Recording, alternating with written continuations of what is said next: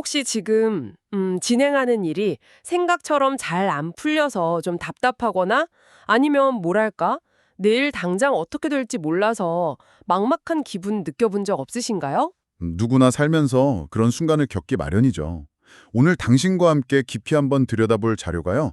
바로 그런 순간에 힘이 되어주는 아주 짧고 강력한 일본어 표현 하나에 대한 글입니다. 맞습니다. 저희 목표는 이 표현을 그냥 번역만 하는 게 아니고요. 그 안에 담긴 어떤 문화적인 태도, 또 심리적인 기제까지 같이 파헤쳐 보는 겁니다. 이 말 한마디가 어떻게 우리 마음을 다독이는지, 또 어떨 땐 정말 막다른 길 앞에서 새로운 문을 열어주는 열쇠가 되는지, 그 비밀을 한번 같이 탐구해 보시죠. 좋습니다. 그럼 바로 본론으로 들어가 볼까요? 자료에서 아주 집중적으로 다루는 표현이 바로 이겁니다. 난토카 나루. 발음은 난토카 나루. 아주 간단하죠? 자료를 보니까 기본적인 뜻은 어떻게든 될 거야. 아니면 뭐 잘 될 거야. 이 정도더라고요. 우리말에 어떻게든 되겠지랑 아주 비슷해서 금방 와닿으실 거예요. 그렇죠. 근데 이 표현의 진짜 힘은 그 표면적인 뜻 너머에 숨겨진 미묘한 뉘앙스에 있거든요. 자료에서는 이렇게 설명해요. 상황이 완벽하지 않고 지금 당장은 뾰족한 수가 보이지 않더라도 결국엔 괜찮아질 거라는 믿음. 여기서 제일 중요한 게 지금은 모른다는 그 불확실성을 피하지 않고 그대로 인정한다는 점이에요. 아, 그 지점이 되게 흥미롭네요. 보통 잘 될 거야 라고 하면 무슨 근거가 있거나 아니면 그냥 맹목적으로 외치는 구호 같은 경우가 많잖아요. 근데 난톡한 아루는 지금은 답이 없지만 이란 현실 인식이 딱 전제되어 있다는 거군요. 바로 그겁니다. 근거 없는 낙관론이 아니고요. 현실을 딱 보는 현실주의적 낙관론에 가깝죠.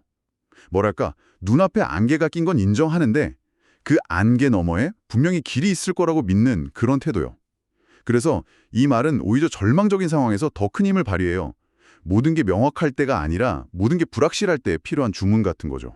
와, 비유하자면 그 복잡하게 얽힌 실타래 앞에서 아, 이걸 당장 어떻게 풀어 하고 주저앉는 게 아니라 지금은 어디서부터 시작할지 감도 안 오지만 뭐 시간을 갖고 차근차근 만져보다 보면 결국엔 풀리겠지라고 생각하는 거랑 비슷하네요.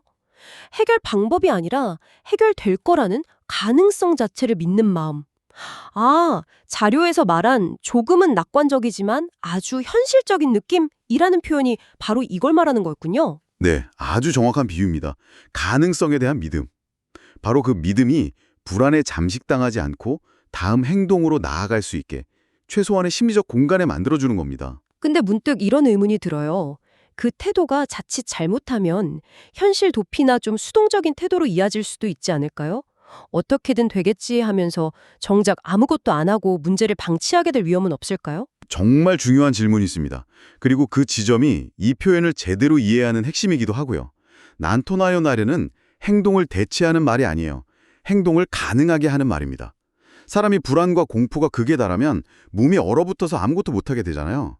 이 말은 바로 그 극도의 불안에 좀 낮춰서 다시 생각하고 움직일 수 있는 상태로 만들어주는 역할을 하는 거죠. 그러니까 체념하고 손을 놓는 것과는 완전히 반대 결과를 낳는다고 가야죠. 아, 그러니까 문제 해결을 포기하는 주문이 아니라 얼어붙은 말함을 녹여서 다시 움직이게 만드는 일종의 예열 같은 거군요. 그렇다면 실제로 일본 사람들은 이 표현을 어떤 상황에서 또 어떤 뉘앙스로 사용하는지 궁금해지는데요. 자료를 보면 주로 일이 잘 안 풀릴 때나 미래가 불안할 때 아니면 뭐 친구 위로할 때 쓴다고 나와 있어요. 근데 재밌는 게 이 말을 아주 가볍게 사용한다는 부분이거든요. 저는 이 가벼움이라는 게 좀 아리송해요.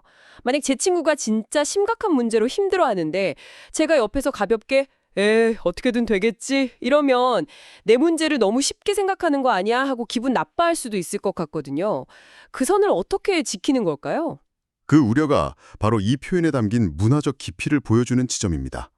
여기서 가볍다는 건 성의 없다거나 피상적이다 이런 의미가 아니고요.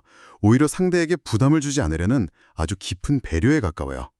힘들어하는 사람한테 내가 해결해 줄게 라거나 넌 이렇게 해야만 해 라고 단정적으로 조언하는 게 선이라 해도 상대에겐 또 다른 압박이 될 수 있거든요. 아, 듣고 보니 그렇네요. 해결책을 딱 제시하는 순간 상대방은 그걸 해내야 한다는 의무감을 느낄 수도 있겠어요. 맞습니다. 그 대신 난 똑까나르라고 가볍게 말하는 건 너의 힘든 상황을 내가 알고 있고 나는 네가 결국 이겨낼 거라고 믿어. 그러니까 너무 자신을 탓하거나 짓누르지 마 라는 어떤 신뢰와 지지의 메시지를 보내는 거예요. 해결사가 되어주는 대신에 묵묵히 옆을 지키는 응원자가 되어주는 방식이죠. 무거운 조언보다 따뜻한 공감 한마디가 더 필요할 때가 있는 것처럼요. 아, 이제 좀 이해가 되네요. 상대방이 스스로 일어설 힘이 있다는 걸 믿어주면서 그 과정을 지켜봐주는 어떤 따뜻한 거리감 같은 게 느껴지는 말이군요. 그렇다면 이 표현의 의미를 더 깊이 이해하기 위해서 반대되는 개념이랑 비교해보면 어떨까요? 혹시 자료에 비슷한 맥락의 다른 표현이 언급된 게 있었나요? 아주 좋은 접근입니다. 난토카나루의 그 독특한 힘을 이해하려면 종종 혼동되곤 하는 다른 유명한 일본 표현이 있죠. 바로 시카타가나이. 시카타가나이와 비교해보는 게 가장 효과적입니다. 시카타가나이는 보통 어쩔 수 없다 혹은 별 수 없다 이렇게 번역이 되죠. 아, 그 말은 저도 들어본 것 같아요. 어딘가 좀 체념적인 느낌이 강하게 드는데요. 정확합니다. 시카타가나이는 이미 결과가 정해졌거나 내 통제 범위를 완전히 벗어난 일에 대해서 받아들이는 체념적 수용의 태도예요. 예를 들면 피할 수 없는 자연재해가 닥쳤다거나 돌이킬 수 없는 일이 벌어졌을 때 쓰는 말이죠. 이건 상황의 종결을 의미합니다. 더 이상 내가 할 수 있는 게 없다는 걸 인정하고 마음을 정리하는 거죠. 그렇다면 난토카나로랑은 방향성이 완전히 다르네요. 완전히 다르죠. 시카타가나이가 닫힌 문을 바라보는 태도라면 난토카나루는 아직 닫히지 않은 문 혹은 보이지 않는 또 다른 문이 있을 거라고 믿는 태도입니다. 전자는 과거와 현재에 대한 수용이고 후자는 미래에 대한 희망인 거죠. 시카타가나이가 이 게임은 끝났어 라면 난토카나루는 아직 게임은 끝나지 않았어. 어떻게든 길은 있을 거야 라고 말하는 것과 같아요. 그래서 이 두 표현을 구분해서 이해하는 게 아주 중요합니다. 하나는 포기이고 다른 하나는 희망이니까요. 와, 정말 명확한 비교네요. 하나는 마침표, 다른 하나는 쉼표 같은 느낌이에요.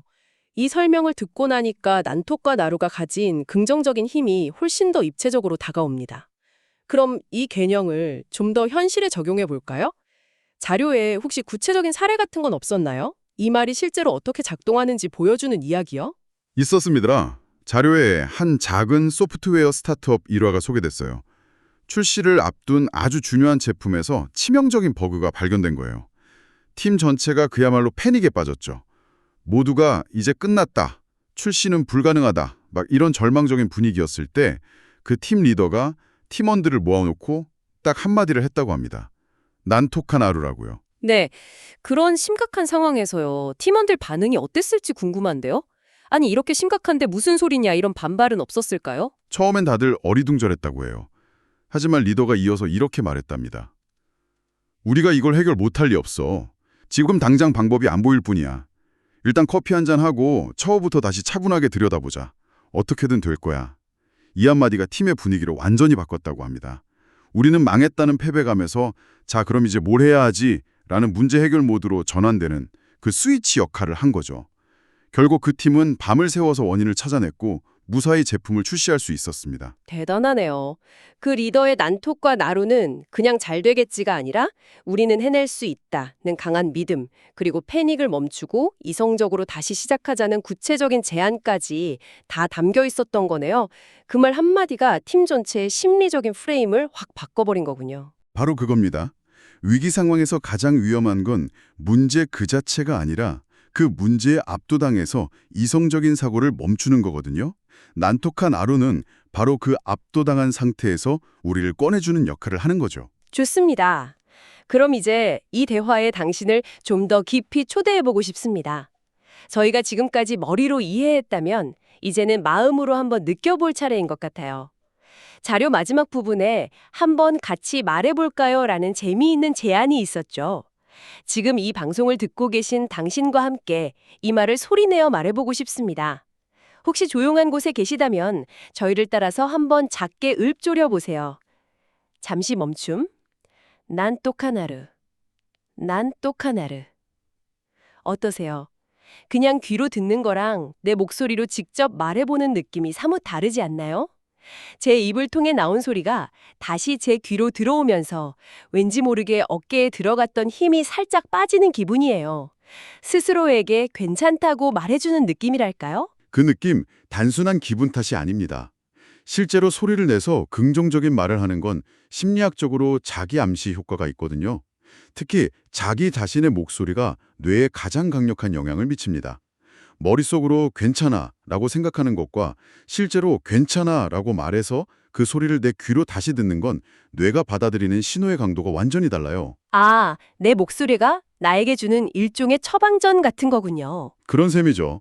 좀 구체적으로 말하면 불안이나 공포 같은 감정은 우리 뇌의 편도체를 활성화시켜서 이성적인 판단을 흐리게 만들어요. 그런데 난톡한 하루처럼 의식적으로 긍정적인 말을 내뱉는 행위는 이성적 사고를 담당하는 전두엽을 자극하거든요. 감정의 소용돌이에서 한 발짝 빠져나와서 상황을 객관적으로 볼 수 있는 아주 작은 틈을 만들어주는 거죠.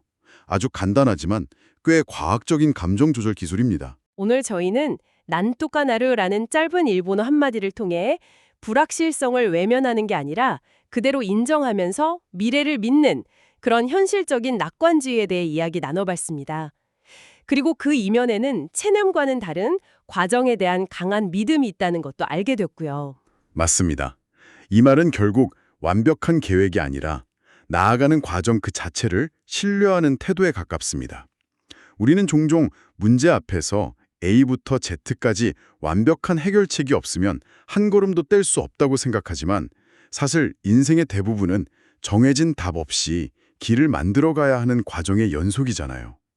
난토카나루는 바로 그 과정 속에서 길을 잃지 않도록 붙잡아주는 작은 등불 같은 말이죠. 과정에 대한 믿음, 그리고 그 믿음을 가능하게 하는 작은 등불이라 정말 멋진 정리네요. 오늘 대화를 마무리하면서 마지막으로 당신에게 작은 생각거리를 던져보고 싶습니다. 이 표현 난또까나루는 결코 오늘 당장 모든 것을 해결해 라고 우리를 다그치지 않아요. 그저 어떻게든 될 것이라고 미래의 가능성을 부드럽게 열어둘 뿐이죠. 그리고 오늘 우리가 함께 살펴본 것처럼 어쩌면 우리 앞에는 늘 두 가지 선택지가 놓여 있는지도 모릅니다. 돌이킬 수 없는 일 앞에서 시카타가나이라며 마음을 정리하고 새로운 장으로 넘어갈 것인가? 아니면 아직 끝나지 않은 문제 앞에서 난또까나르라고 말하며 다음 한 걸음을 내디딜 용기를 얻을 것인가? 혹시 지금 당신을 가장 무겁게 짓누르는 걱정거리가 있다면 그 문제를 향해 조용히 한번 속삭여보는 건 어떨까요? 다른 누구도 아닌 바로 당신 자신을 위해서요. 난또까나루라고요. 어쩌면 당장의 명쾌한 해답 대신 그 문제를 마주할 약간의 용기와 마음의 평온을 얻게 될지도 모릅니다. 그것만으로도 우리는 다시 걸어나갈 충분한 힘을 얻는 거니까요.